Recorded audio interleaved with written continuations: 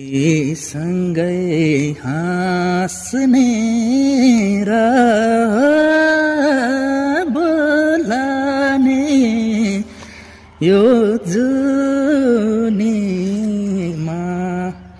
यस्तै त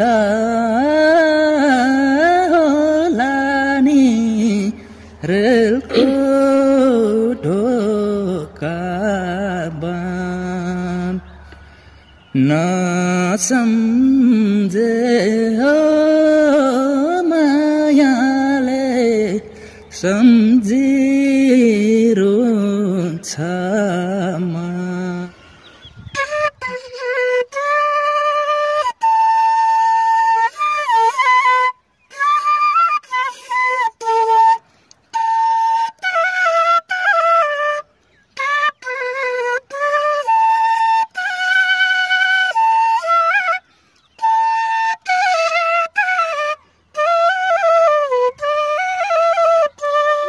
स्वागत छ। तपाईहरु हेर्दै हुनुहुन्छ बिहानी अपडेट युट्युब च्यानल तथा फेसबुक पेजमा दीपक जलन र बिहानी अपडेट फेसबुक पेज। आज चाहिँ म सुर्खेतको गुरबाकोट नगरपालिका 13 गुमीमा छु। यहाँ चाहिँ एकदमै मिठो आवाजको धनी सँगसँगै मल्टी ट्यालेन्ट भनौं बाँसुरी वादक दाजु हुनुहुन्छ। उहाँसँग चाहिँ मैले थोरै कुराकानी गर्न गइरहेको छु। भिडियो अन्तिमसम्म हेर्नु होला। म स्वागत गर्न चाहन्छु। स्वागत छ दाइ। धन्यवाद। हजुरको शुभ नाम? मेरो नाम ललित गौतम। घर चाहिँ सुर्खेत जिल्ला गुरबाकोट नगरपालिका 13 गुमीमा पर्छ। सन्चै आरामै हुनुहुन्छ? एकदम आरामै। हजुरको मुहार बिन्दुबाट हामी चाहिँ पहिले सुरुमा गीतै सुन्छौं। एउटा गीत कुन गीत गाउँ त? सँगै हाँस्ने के भयो यार, बिग्रियो नि त। सँगै हाँसेर बोल नि। सँगै हाँस्ने र बोलाने यो जुनीमा यस्तै त होला नि रेलको ढोका बन्द नसम्झे हो मायाले सम्झिरुन्छ मन नसम्झे हो मायाले सम्झिरुन्छ मन। धन्यवाद। निकै सुमधुर आवाजमा गीत गाएर सुनाउनु भयो। यति मिठो आवाज छ। तपाईले चाहिँ गीत रेकर्ड यताउता गर्नु भएको छ कि नै? नै छैन त्यस्तो। अब त्यति मिठो गाएको जस्तो लाग्दैन मलाई त। हजुर, अलिअलि प्र्याक्टिस मात्रै हो। अनि हामीले सुनेको छौं तपाईले चाहिँ बाँसुरी पनि उत्तिकै मिठो बजाउनुहुन्छ भनेर। एउटा बाँसुरीको धुन पनि सुनिहालौं अनि फेरि बाँकी कुरा जोरौँला। हुन्छ, प्र्याक्टिस गर्छु।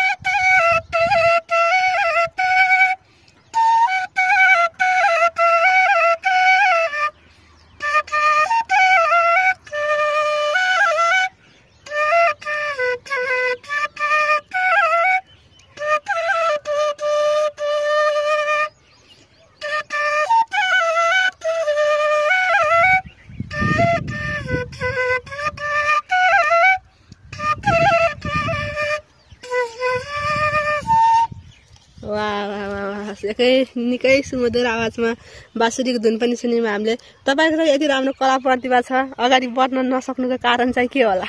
अब अगाडि बढ्न नसक्नुको कारण चाहिँ यस्तै हो, अब घरको समस्या होइन, गरिबीको कारण भनौँ है, साथ सपोर्टकै कारण भनौँ, त्यस्तै हो। अब त्यति मिठो गाउँछु बजाउँछु जस्तो मलाई लाग्दैन आफूलाई पनि। त्यो पनि अलिकति साथ सपोर्ट हौसला पाएपछि अगाडि पक्कै पनि दर्शकहरूले यो प्रतिभालाई देखेपछि मन पराउनु भयो भने तपाईँलाई धेरै सजिलो पनि हुनेछ। धन्यवाद। यसै क्रममा हामी चाहिँ अर्को गीत पनि सुनिहालौँ। सुरु गरौँ। तिम्रै नाम छ बगेको रगतमा, अजम्बरी रहिरहोस् जगतमा, हामी दुईको नाता फुल झै ओइली नझरोस्, सम्झिरुन नपरोस्, अटल होस् हाम्रो अमर प्रेमको नाता। बिचको के अब यस्तै हो, गाइरहने बजाइरहनु भएको याद पनि आउँछ होइन। अलिकति अब धेरै समयपछि गाउँदाखेरि अलिकति अप्ठ्यारो लागिहाल्छ। पक्कै पनि हामी चाहिँ तपाईँको गीत भन्दा पनि बाँसुरीकै धुन मन पर्यो मलाई चाहिँ। अर्को बाँसुरीको धुन पनि सुनाऊँ।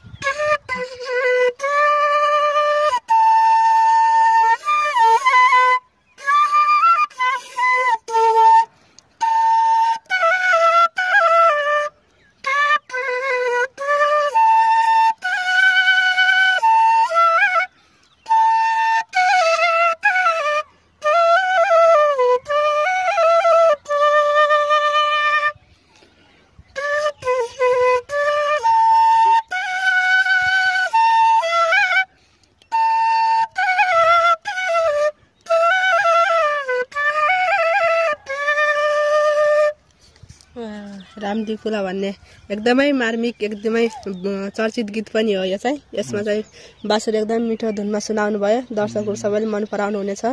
म चाहिँ एउटा आग्रह लास्टमा एउटा हाम्रो मौलिक झल्काउने एउटा सिङ्गारू जस्तै एउटा धुन सुनाइदिनु, अनि हामी पनि बिदा हुँला। हुन्छ, ट्राई गर्छु।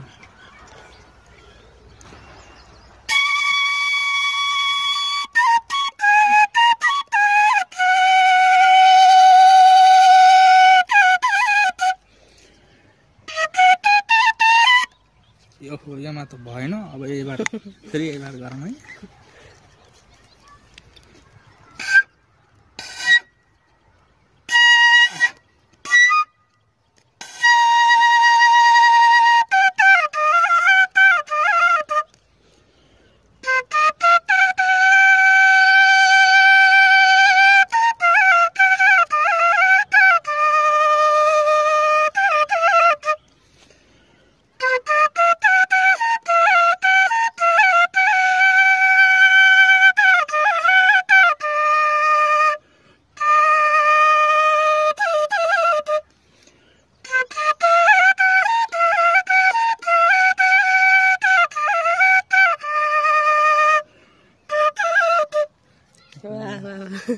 मलाई चाहिँ यो धुन सुन्ने बित्तिकै पुरानो बालापनको याद धेरै आयो। तपाईँलाई चाहिँ कस्तो लाग्यो?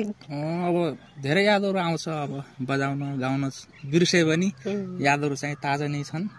अब पहिला अब बचपनमा भैले खेल्ने, नाच्ने, गाउने, रमाउने टाइममा अब दिमागमा पनि छिटछिटो आउँथ्यो, गाइन्थ्यो, नाचिन्थ्यो, बजाइन्थ्यो। अब अहिले चाहिँ अब धेरै पो छोडेको पनि त्यति अब आउँदैन। प्र्याक्टिस गरेपछि पक्कै पनि आउला। प्र्याक्टिस नै ठुलो कुरा हो। अब हामी चाहिँ भिडियोको अन्तिममा छौँ। तपाईँलाई हामीलाई देश तथा विदेशबाट हेरिरहनु भएको दर्शकहरूलाई के भन्न चाहनुहुन्छ त अन्तिममा? अब दर्शकहरूलाई अब के भन्ने हो र, अब त्यति गाउने, अब त्यति मिठो गाइए पनि छैन, बजाए पनि छैन, त्यही पनि मिठो मानेर सुनिदिनु होला पनि भन्न चाहन्छु। लाइक, कमेन्ट, सेयर, सब्सक्राइब साथै फेसबुक पेजमा फलो गरेर जोडिनु होला, मिठो मानेर सुनिदिनु होला है। आउँदो दिनहरूमा कोसिस जारी नै छ, राम्रै गर्नेछु। तपाईँहरूको साथ सपोर्ट सल्लाह सुझाव र हौसलाले अगाडि बढ्ने मौका दिनुहोला पनि भन्न चाहन्छु। हवस् त, धन्यवाद। ल दर्शकबिन हामी पनि